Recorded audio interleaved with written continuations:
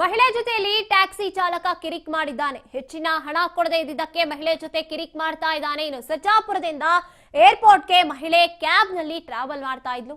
ರ್ಯಾಪಿಡೋದಲ್ಲಿ book ಮಾಡಿಕೊಂಡು ಬಂದಿದ್ದಂತಹ ಮಹಿಳೆ ಹೆಚ್ಚಿನ ಹಣ ಕೊಡದೇ ಇದ್ದಿದ್ದಕ್ಕೆ ಮಹಿಳೆಯ ಲಗೇಜ್ ಕೊಡೋದಕ್ಕೆ ಚಾಲಕ ನಿರಾಕರಣೆ ಮಾಡಿದ್ದಾನೆ. ಈ ವೇಳೆ 112 ಪೊಲೀಸ್ಗೆ ಕರೆ ಮಾಡಿದಂತಹ ಮಹಿಳೆ ಆನ್ಲೈನ್ ನಲ್ಲಿ ದೂರು ಕೊಟ್ಟಿದ್ದಾಳೆ. ಸದ್ಯ ಮಹಿಳೆಯ ದೂರನ್ನ ನಿರಾಕರಿಸಿದಂತಹ ಚಾಲಕ ತಾನು ಮೀಟರ್ ಟ್ಯಾಕ್ಸಿ ಹಾಕೊಂಡು ಬಂದಿದ್ದು, ಆದ್ರೆ ಹೆಚ್ಚುವರಿ ಹಣ ನೀಡೋಕೆ ಮಹಿಳೆ ನಿರಾಕರಿಸಿದ್ರು. ನಾನು ಕೂಡ ದೂರು ನೀಡ್ತೀನಿ ಅಂತ ವಿಡಿಯೋ ಹರಿಬಿಟ್ಟಿದ್ದಾನೆ. ಇನ್ನು ದೇವನಹಳ್ಳಿ ಕೆಂಪೇಗೌಡ ಅಂತಾರಾಷ್ಟ್ರೀಯ ವಿಮಾನ ನಿಲ್ದಾಣದಲ್ಲಿ ಈ ಒಂದು ಘಟನೆ ನಡೆದಿದೆ. ನೋಡಿ, ಇದು ಏರ್ಪೋರ್ಟ್ ಪೊಲೀಸ್ ಸ್ಟೇಷನ್. ಈಗ 55 ಕಿಲೋಮೀಟರ್ಗೆ ರ್ಯಾಪಿಡೋದಲ್ಲಿ ಬಂದಂತ ಬಿಲ್ಲು ಏನು 982 ವಿತ್ ಟೋಲು.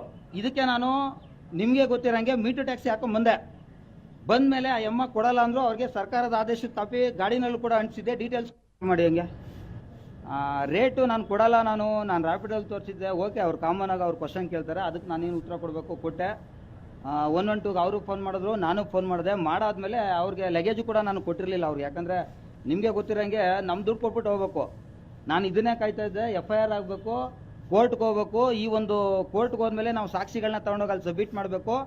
ಆಮೇಲೆ ಈ ರ್ಯಾಪಿಡೋ, ಓಲಾ, ಊಬರ್, ಈ ದರಿದ್ರ ಕಂಪ್ನಿಗಳೇನಿದಾವೆ ಇವರು ಸರ್ಕಾರದ ಅಂಡರಲ್ಲೇ ಡ್ಯೂಟಿ ಮಾಡಿಸ್ಬೇಕು. ಇಲ್ಲಾಂದ್ರೆ ಅವ್ರು ಇಷ್ಟ ಬಂದಾಗ ಮಾಡೋದಾದ್ರೆ ಏನಾದ್ರು ಒಂದು ಆದೇಶದ ಕಾಪಿ ತಗೊಂಡಿರ್ಬೇಕು. ಇದನ್ನ ಮಾಹಿತಿ ಕೊಡೋದಕ್ಕೋಸ್ಕರ ನಾನೀಗ ಸ್ಟೇಷನಲ್ಲಿ ಕಂಪ್ಲೇಂಟ್ ನನ್ನ ಮೇಲೆ ಅವರು ರಿಜಿಸ್ಟರ್ ಮಾಡಿ ಅದೇನೋ ಲೇಡೀಸ್ಗೆ ಹರಾಸ್ಮೆಂಟ್ ಮಾಡಿದ್ದಾರೆ ಅನ್ನೋ ಥರದಲ್ಲಿ ಏನೋ ಒಂದು ಕಂಪ್ಲೇಂಟ್ ಏನೋ ರಿಜಿಸ್ಟರ್ ಮಾಡ್ತಾರಂತೆ. ಬಟ್ ಏನೇ ಆದ್ರೂ ಅವ್ರಿನ್ನೂ ಕಂಪ್ಲೇಂಟೇ ಕೊಡಲೇ ಇಲ್ಲ ಅಂದ್ರೂ ಅಪ್ಲಿಕೇಶನಲ್ಲಿ KSP ನಾನು ಹೇಳ್ಕೊಡ್ತಿದ್ನಲ್ಲ, KSP ನಲ್ಲಿ ನೀವು ರಿಜಿಸ್ಟರ್ ಮಾಡ್ಬೋದು.